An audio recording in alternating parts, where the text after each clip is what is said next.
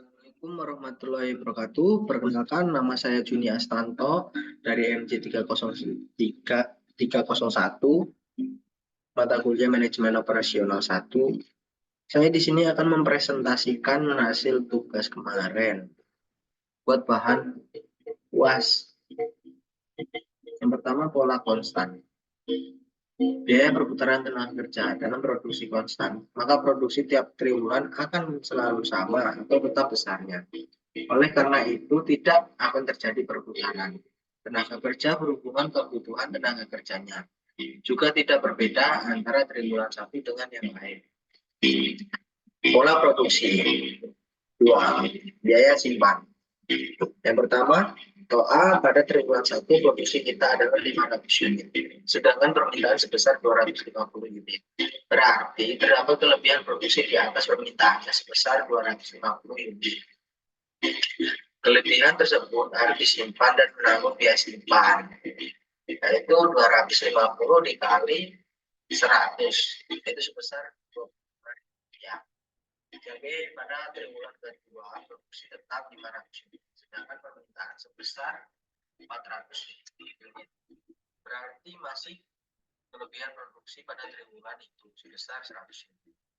Di samping itu, kelebihan pada triwulan kedua ini harus menanggung beban biaya penyimpanan untuk kelebihan produksi pada triwulan kedua sebesar 100 unit dan kelebihan triwulan 1 sebesar 250 unit. Total menjadi 350 unit. Jadi biaya penyimpanan pada triwulan kedua yaitu 350 dikali 100 sama dengan Rp35.000. Yang C, pada triwulan ketiga, produksi tetap sebesar 500 unit. Padahal permintaan naik menjadi 1050 unit. Berarti terjadi kekurangan produksi sebesar 550 unit. Akan tetapi pada saat itu, kita memiliki persediaan pada triwulan sebelumnya, yaitu sebesar 350, 250 unit dari triwulan pertama, dan 100 unit dari triwulan kedua. Oleh karena itu, kekurangannya adalah 550 unit dikurangi 350 unit atau 250 unit saja. Kekurangan ini akan menimbulkan biaya simpan, akan tetapi justru harus ditutup dengan subkontrak dari perusahaan lain, berhitung dari biaya subkontrak dapat dilihat di bawah ini. Yang D, pada triwulan 4, produk masih 500 unit karena konstan, sedangkan permintaan turun menjadi 450 unit. Sehingga berakibat overproduksi lagi sebesar 50 unit. Berarti harus menanggung biaya simpan sebesar 50 dikali 100, yaitu sama dengan Rp5.000.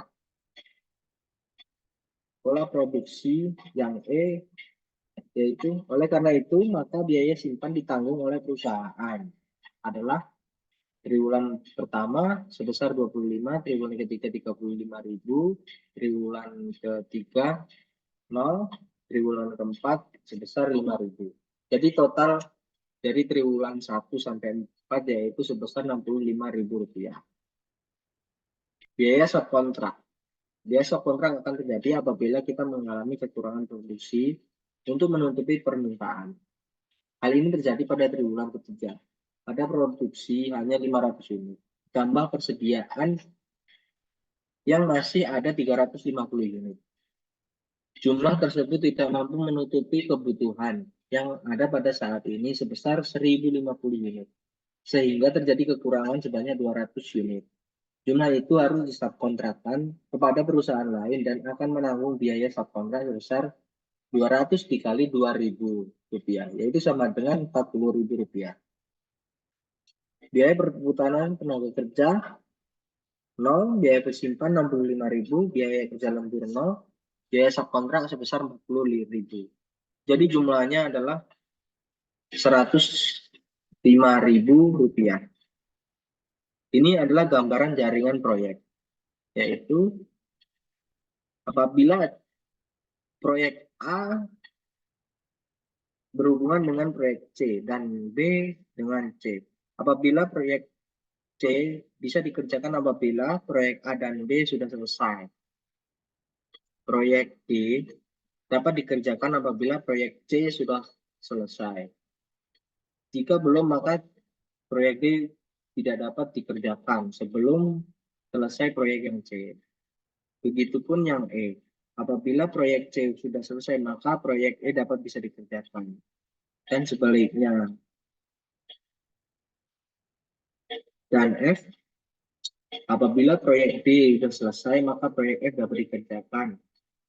Apabila proyek D belum selesai dikerjakan, maka proyek F belum bisa dikerjakan. Begitupun yang G.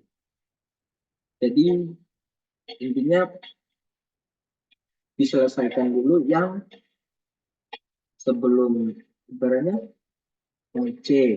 Jadi harus diselesaikan dulu yang dahulu. Ini adalah tabel hitungan select time dan jalur kritis pada proyek ini. Jadi select time-nya yang mendapatkan yaitu pattern atau jalur kritisnya adalah A, C, D, F, G. Sekian presentasi dari saya. Apabila ada yang kurang, mohon maaf. Saya akhiri. Wassalamualaikum warahmatullahi wabarakatuh.